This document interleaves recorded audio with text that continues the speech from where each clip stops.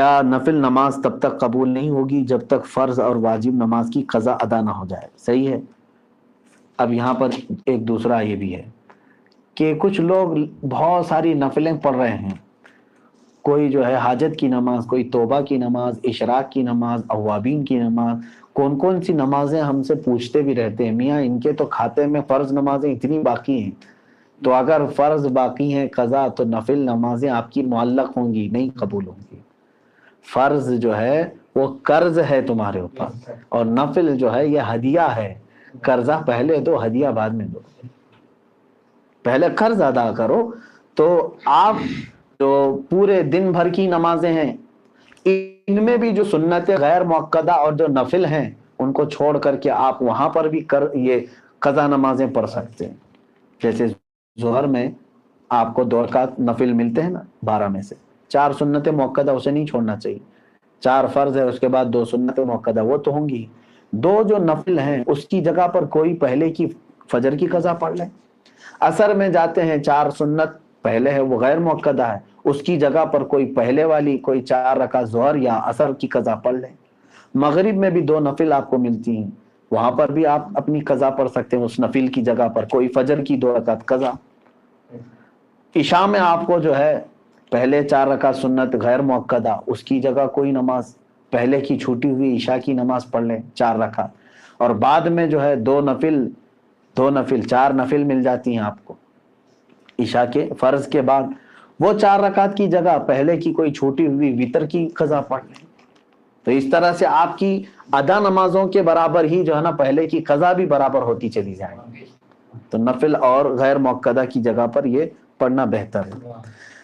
اگر ہمیں یہ پتہ نہیں ہے کہ ہماری کتنی نمازیں قضا ہو چکی ہیں تو اس کو کیسے ادا کرنا ہوگا؟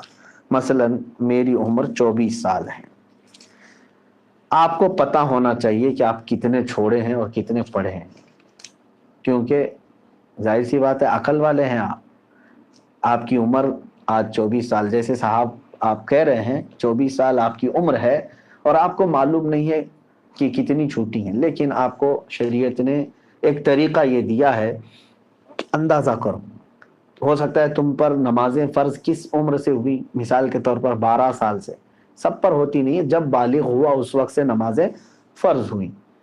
اب یہ 24 سال والے جو ہیں، میں ایک فار ایگزامپل بتا رہا ہوں، ہو سکتا ہے ان 14 سال میں بالغ ہوئے، نماز فرض ہوئی 14 سال کی عمر سے، 14 سال سے لے کر 24 سال ان کی عمر ہے آج، تو کتنے سال ہوئے؟ 10 سال۔ اتنا تو آپ کو خود معلوم ہوگا کہ ان 10 سالوں میں نے کتنے سالوں کی سب ملاؤں گا اگر تو کتنے سال کی نماز بنے گی۔ ہو سکتا ہے آدھا کر لو، اور اس میں بھی ساری نمازیں ایک طرح کی نہیں ہیں، کچھ لوگوں کی اکثر نمازیں اگر چھوٹی ہوں گی تو فجر چھوٹی ہوگی، عشاء چھوٹی ہوگی، اور اکثر پڑھی ہوں گی تو مغرب یا عصر یا ظہر یہ پڑھی ہوئی ہوں گی۔ تو آپ کو ایک اندازہ کرنا ہوگا غالب گمان، 10 سال میرے اوپر نماز فرض ہو کر کے اتنا عرصہ ہو گیا ہے، میں نے مغرب کی نماز اس میں سے 8 سال تو پکا پڑھا ہی ہوں، شاید ہو سکتا ہے سب ملا کر کے جو چھوٹی ہوں گی میری وہ 2 سال کی ہوں گی۔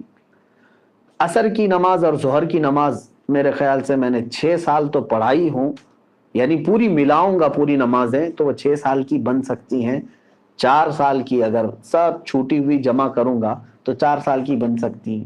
تو ہوا یہ کہ مغرب کی چھوٹی ہوئی کتنی ہوئی؟ 2 سال کی، ظہر عصر کی چھوٹی ہوئی 4 سال کی ہو گئی، 6 سال پڑھا ہوگا اور 4 سال چھوٹی ہوگی۔ اب آتا ہے عشاء کا نمبر اور فجر کا نمبر، تو آپ یہ سوچ لو کہ یہ 10 سالوں کے اندر ہو سکتا ہے 1 سال پوری نمازیں ملا کر کے میں نے فجر پڑھی ہوں گی، 9 سال تو میری فجر باقی ہوگی، اور عشاء کو آدھا کر لو، تو ہر نماز کو آپ کو ایک غالب گمان بنانا پڑے گا۔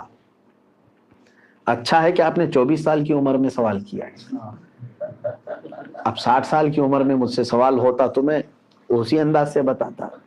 تو اب آپ کو اسی طرح کے نمازیں پڑھنا ہے۔ اب مثال کے طور پر فجر کی آپ نے اندازہ کر لیا 10 سال کے عرصے میں میری کل نمازیں جو چھوٹی ہیں وہ 9 سال کی چھوٹی ہوں گی، میں نے شاید 1 سال کی پڑھی ہوں، یا آپ کے اوپر ہے، میں اگزامپل بتا رہا ہوں۔ تو اب آؤ اس کی شروعات کرنے کے لیے قضا نمازوں کی۔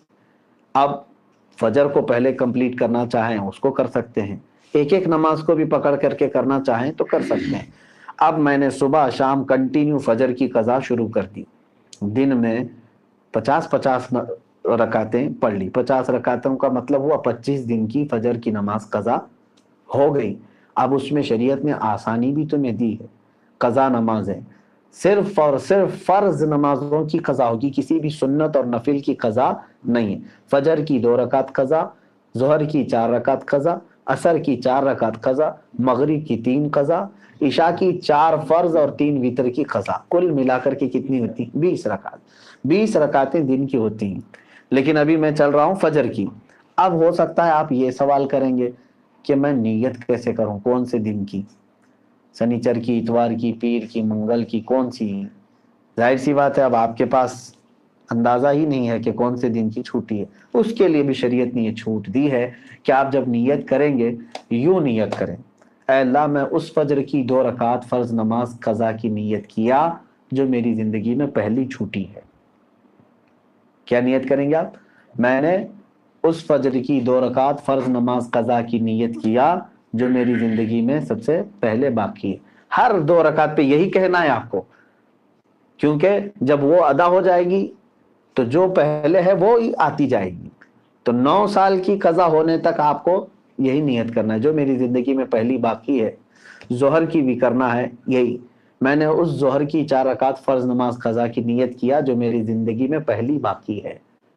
यानी तरतीब में अब जो पहली बाकी है उसकी मैंने नियत कर लिया, फिर उसके बाद ये आती जाएंगी। अब मिसाल के तौर पर 100 नमाजें आपकी हैं, आपने नियत कर लिया मैंने उस जोहर की 4 रकात फर्ज नमाज कज़ा की नियत की जो मेरी जिंदगी में पहली बाकी है, तो 100 पहले नंबर वाली हो गई।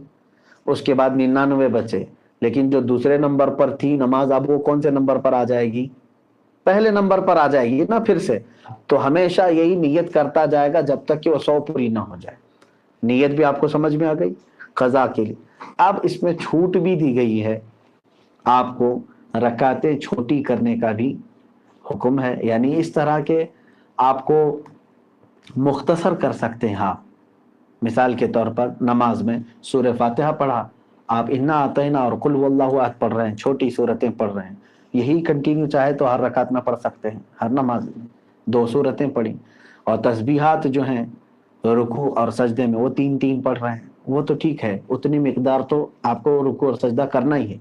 लेकिन अत्तहियात में भी तशहुद पढ़ा उंगली उठाकर, दुरूद इब्राहिमी और दुआए मासूरा अगर नहीं भी पढ़ा तो उसकी नमाज हो जाएगी। तो यहाँ और शॉर्ट कर दिया गया है।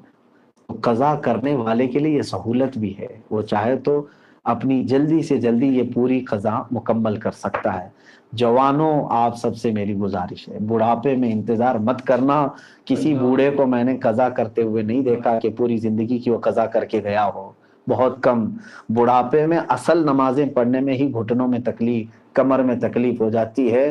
देखते नहीं आप आज मस्जिदों में अच्छों से ज्यादा कुर्सियों की नमाजें ज्यादा हो गई, क्यों? उस वक्त उनको अपनी फर्ज नमाजें ही दुश्वार हो गई हैं, कहाँ कज़ा करेंगे। नौजवानों आपके पास आज कुव्वत है, ताकत है, आप रोजाना ये आप अपना एक वक्त ले लो, घंटा 2 घंटा, मैं दिन में कोई एक वक्त मखसूस कर लूं और इसमें सिर्फ अपनी कज़ा मुकम्मल कर लो। चंद दिनों के बाद आप देखोगे आप साहबे तरतीब हो जाओगे। साहबे तरतीब उसको कहते हैं जिसकी पूरी जिंदगी में 5 से ज्यादा नमाजें कज़ा ना हो।